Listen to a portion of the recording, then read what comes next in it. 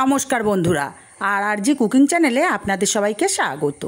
আজকে নিয়ে হাজির হয়ে গেলাম পটলের একদম অন্যরকম একটা রেসিপি নিয়ে, যেটা ভাত রুটি পরোটার সাথে খেতে অসাধারণ লাগে। তো চলুন শুরু করা যাক। এখানে আমি পটল অল্প করে খোসা ছাড়িয়ে তারপরে পটলটাকে 4 ফালি করে কেটে নিয়েছি, আর পটলের বীজগুলোকে ফেলে দিয়েছি। আর এখানে আলুগুলোও পটলের মাপে কেটে নিয়েছি। এবার একটা কড়াই গরম করে দিয়ে দেব 2 চামচ তেল। তেলটা গরম করে আলুগুলো দিয়ে দেব। আলুগুলো দিয়েই লবণ দেব না, আলুটাকে একটু নাড়াচাড়া করে নিয়ে তারপরে লবণটা দিতে হবে। আলু দিয়েই লবণ দিলে মাঝে মধ্যে কড়ার গায়ে আলু আটকে যায়। আলুটাকে মিনিট খানিক এভাবে নাড়াচাড়া করে নিয়ে সামান্য একটু লবণ আর সামান্য একটু হলুদ দিয়ে আলুগুলোকে নাড়াচাড়া করে বেশ লাল লাল করে আলুগুলোকে ভেজে নেব। এতে করে আলুগুলো খেতে বেশ ভালো লাগবে। আলুগুলো বেশ লাল লাল করে ভাজা হয়ে গেছে, আলুগুলোকে উঠিয়ে নেব। বন্ধুরা, রেসিপিটা ভালো লাগলে একটা লাইক দিতে ভুলবেন না। আপনাদের একটা লাইক অত্যন্ত গুরুত্বপূর্ণ। আলুগুলো উঠিয়ে নিয়ে দিয়ে দিলাম পটলগুলো। সামান্য একটু লবণ দিয়ে পটলগুলোকে ভেজে নেব। তবে পটলগুলো খুব লাল লাল করে ভাজার দরকার নেই। পটলগুলো ভাজতে ভাজতে পটলগুলো অনেকটাই কমে এসছে, আর বেশ ভাজা ভাজা হয়ে গেছে, আর অনেকটা সেদ্ধও হয়ে গেছে। এখন পটলগুলোকে উঠিয়ে নিয়ে এই কড়াইতে আরও 2 চামচ পরিমাণে তেল দিয়ে দিলাম। তেলটা গরম করে সামান্য একটু গোটা জিরে ফোড়ন দিয়ে দেবো একটা পেঁয়াজ কুচি। পেঁয়াজ কুচিটাকে নেড়ে চেড়ে বেশ লাল লাল করে পেঁয়াজটাকে ভেজে নেব।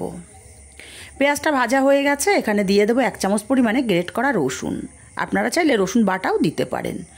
রসুনটাকে দিয়ে কষিয়ে নিয়েছি। এবার দিয়ে দেবো গ্রেট করা আদা 1 চামচ পরিমাণে। আদাটাকেও কষিয়ে নেব কাঁচা গন্ধ চলে যাওয়া পর্যন্ত। এবার এখানে দিয়ে দেবো একটা বড় সাইজের টমেটো, আমি ছোটো ছোটো টুকরো করে কেটে নিয়েছি। সামান্য একটু লবণ দিয়ে দিলাম তাড়াতাড়ি টমেটোটা সেদ্ধ হওয়ার জন্য। টমেটোটাকে নাড়াচাড়া করে কিছুক্ষণ কষিয়ে নিয়েছি। এবার এখানে অল্প একটু জল দিয়ে দেবো এখানে 1/2 চামচ হলুদ, 1/2 চামচ ধনে গুঁড়ো, 1/2 চামচ জিরের গুঁড়ো, আর 1/2 চামচ দেবো লঙ্কার গুঁড়ো।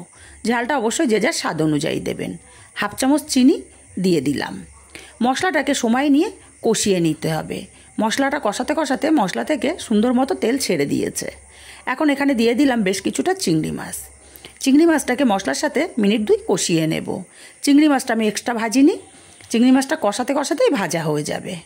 2 মিনিট মতো কষিয়ে নিয়ে ভেজে রাখা পটল আর আলুটা দিয়ে দিলাম, স্বাদ মতো লবণও দিয়ে দিলাম। পটল আলুটা মশলার সাথে সময় নিয়ে কষিয়ে নেব। মিনিট 2 সময় নিয়ে পটল আর আলুটাকে খুব ভালো মতো কষিয়ে নিয়েছি। এখন এখানে দিয়ে দেবো পরিমাণ মতো জল। তবে জলের পরিমাণটা খুব বেশি দেয়া যাবে না, এই রেসিপিটা একটু শুকনো শুকনো হয়। জলটা দিয়ে ভালো করে নাড়াচাড়া করে মিশিয়ে আমি ঢাকা দিয়ে রান্না করব 3 মিনিট। ঢাকা দিয়ে দিলাম। 3 মিনিট পর ফিরে আসছি। 3 মিনিট পর ঢাকাটা খুলে নেব, কারণ অল্প জল দেওয়া কড়ার নিচে লেগে যেতে পারে। আবার একটু নাড়াচাড়া করে দিয়ে দেখে নেব আলুটা এখন একটু সেদ্ধ হতে বাকি। আবারও ঢাকা দিয়ে 2 মিনিট রান্না করে নেব। 2 মিনিট পর ঢাকাটা খুলে নিলাম। এবার এইভাবে নাড়াচাড়া করে এক্সট্রা জলটাকে শুকিয়ে নেব। মিনিট খানিক এইভাবে নাড়াচাড়া করে নিয়েছি, এক্সট্রা জলটা সম্পূর্ণ শুকিয়ে গেছে। এই রেসিপিটা একটু শুকনো শুকনো হলেই খেতে খুব ভালো লাগে। সামান্য একটু গরম মশলার গুঁড়ো দিয়ে দিলাম। গরম মশলার গুঁড়োটাকে দিয়ে খুব ভালো করে নাড়াচাড়া করে মিশিয়ে আমি আলাদা পাত্রে নামিয়ে নিয়েছি। রেসিপিটা কেমন লাগলো কমেন্ট করে জানাতে ভুলবেন না। ভালো লাগলে কাছের আত্মীয় স্বজন বন্ধুবান্ধবের কাছে শেয়ার করতে ভুলবেন না।